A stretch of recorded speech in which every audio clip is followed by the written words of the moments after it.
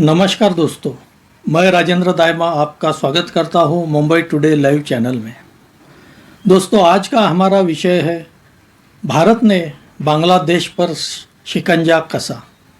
3 अगस्त 2024 को बांग्लादेश में शेख हसीना की सरकार को हटाकर वहां तख्ता पलट हुआ और यह सब कराया अमेरिका के डीप स्टेट ने और उनके ही अपनी एक पिट्टू को, मोहम्मद यूनुस को वहाँ की सरकार का सलाहकार बनाकर उन्होंने बांग्लादेश में बैठाया। और जब से मोहम्मद यूनुस ने बांग्लादेश में सत्ता संभाली है, उन्होंने कट्टरपंथ को बढ़ावा दिया है। इस तख्ता पलट में बांग्लादेश की खालिदा जिया की पार्टी, बांग्लादेश नेशनलिस्ट पार्टी ने भी उनका साथ दिया। यहाँ तक कि छात्रा आंदोलन के नेताओं ने भी मोहम्मद यूनुस का साथ दिया। लेकिन जब से अमेरिका में सत्ता बदल हुई है, डोनाल्ड ट्रंप वहाँ के अध्यक्ष बने हैं, तब से मोहम्मद यूनुस पर बांग्लादेश में चुनाव कराने का दबाव बढ़ रहा है। यहाँ तक कि जो पार्टी, खालिदा जिया की पार्टी उन्हें साथ दे रही थी और छात्र आंदोलन के नेता जो उन्हें साथ दे रहे थे, वे भी अब वहाँ चुनाव की मांग कर रहे हैं। सेना तो पहले ही कह चुकी है 4 से 5 बार कि देश में जल्द से जल्द चुनाव कराए जाए। लेकिन मोहम्मद यूनुस नए नए पैंतरे आजमा कर चुनाव टालने का प्रयास कर रहे हैं।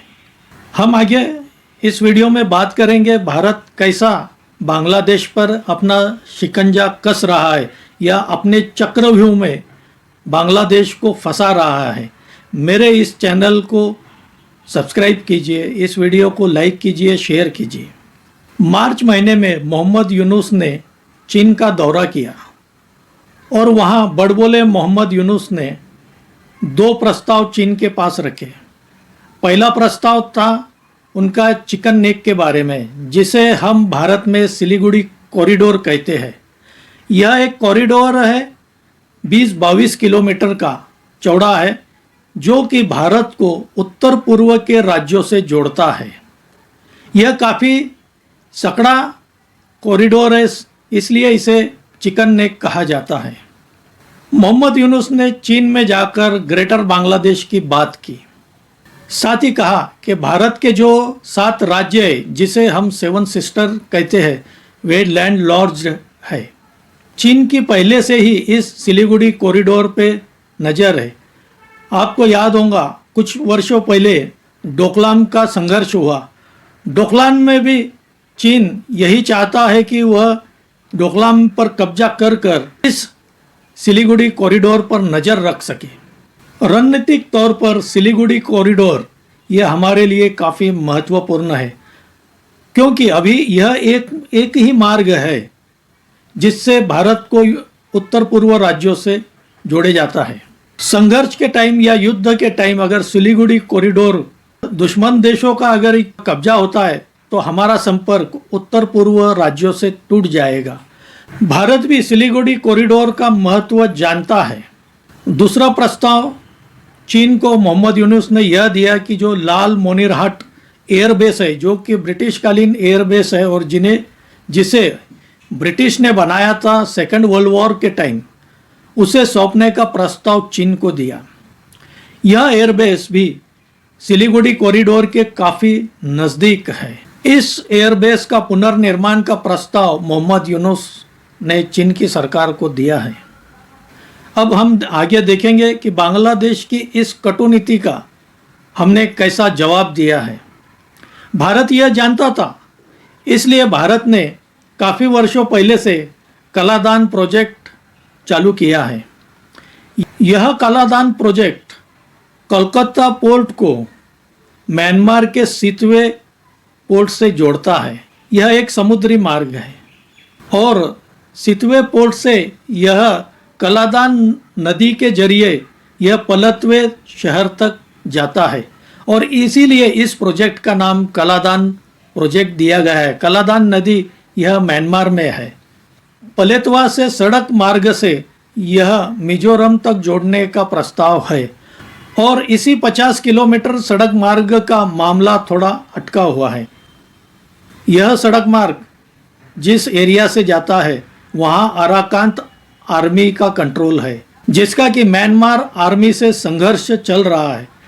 लेकिन भारत भी अराकांत आर्मी से बात करने की तैयारी कर रहा है और हो सकता है कुछ ही दिनों में यह मामला सुलझ जाए। अभी 30 अप्रैल को केंद्रीय मंत्रिमंडल ने एक राजमार्ग को मंजूरी दी है, जो कि 22,864 करोड़ की लागत से बनने वाला है और यह राजमार्ग 166 किलोमीटर है, जो कि मेघालय के शिलोंग से सिलचर तक जाता है। कलादान प्रोजेक्ट पूरा होने के बाद कोलकाता से मिजोरम की दूरी लगभग 1000 किलोमीटर कम हो जाएगी और जिससे हम काफ़ी समुद्र, नदी और सड़क मार्ग से उत्तर पूर्व के 7 राज्यों में हम माल भेज सकेंगे। और इस प्रोजेक्ट के होने की वजह से हम जो सिलीगुड़ी मार्ग है वह हम सेना की गतिविधियों के लिए, सेना के लिए हम ज़्यादा इस्तेमाल कर सकेंगे। वैसे मैं यहाँ बता दूँ कि भारतीय सेना ने न सिर्फ S-400 बल्कि राफेल भी इस सिलीगुड़ी कॉरिडोर में तैनात किए हैं। एक तरह से अच्छा ही हुआ मोहम्मद यूनुस ने हमें आगाह कर दिया। अब भारत इस कलादान प्रोजेक्ट पर तेजी से काम कर रहा है। दूसरी तरफ असम के मुख्यमंत्री हेमंत बिस्वा शर्मा ने बांग्लादेश के मोहम्मद यूनुस को एक करारा जवाब दिया है। उन्होंने अपनी पोस्ट से बताया है क्या हमारे पास एक चिकन नेक है, पर बांग्लादेश की 2 चिकन नेक उन्होंने बांग्लादेश के ध्यान में लाकर दी है। बांग्लादेश का पहला चिकन नेक है नॉर्थ बांग्लादेश कॉरिडोर, जो कि दिनाजपुर को साउथ वेस्ट गारो तक जोड़ता है। यह करीब 83 किलोमीटर का चिकन नेक है। यह चिकन नेक रंगपुर डिवीजन से जुड़ता है। अगर इस चिकन नेक को काट दिया जाए तो रंगपुर डिवीजन यह बांग्लादेश से पूरी तरह कट जाता है और यह रंगपुर डिवीजन जो है यह भारत के सिलीगुड़ी कॉरिडोर को लगकर है। यानी इसके कटने से सिलीगुड़ी कॉरिडोर हमारा बड़ा हो जाता है, चौड़ा हो जाता है। बांग्लादेश का दूसरा चिकन नेक यह चटगांव कॉरिडोर है, जो कि सिर्फ 21-22 किलोमीटर का है। कहा जाता है यह चिकन नेक भारत के सिलीगुड़ी कॉरिडोर से भी छोटा है। यह चिकन नेक बंगाल की खाड़ी से दक्षिण त्रिपुरा तक जाता है। इस चिकन नेक को काटने से चटगांव का बांग्लादेश से पूरा संपर्क टूट जाता है। हेमंत बिस्वा शर्मा ने अपने पोस्ट से यह बांग्लादेश के मोहम्मद यूनुस को बता दिया है कि अगर आप हमारी एक चिकन नेक काटोगे तो आपकी 2 कटेंगी। यह भारत का जवाब है और हेमंत बिस्वा शर्मा के पोस्ट से मोहम्मद यूनुस का कन्फ्यूजन दूर हो जाना चाहिए। इस तरह भारत ने पूरी तैयारी कर ली है बांग्लादेश पर अपना शिकंजा कसने की। अब देखना है कि मोहम्मद यूनुस बांग्लादेश में कब तक सत्ता में रहते हैं, क्योंकि वहाँ पर चुनाव की मांग बड़ी तेज़ी से बढ़ रही है और मोहम्मद यूनुस चुनाव टालने की कोशिश कर रहे हैं। हो सकता है कुछ ही महीनों में मोहम्मद यूनुस की सरकार का तख्ता पलट हो जाए और वहाँ सेना सत्ता में आ जाए।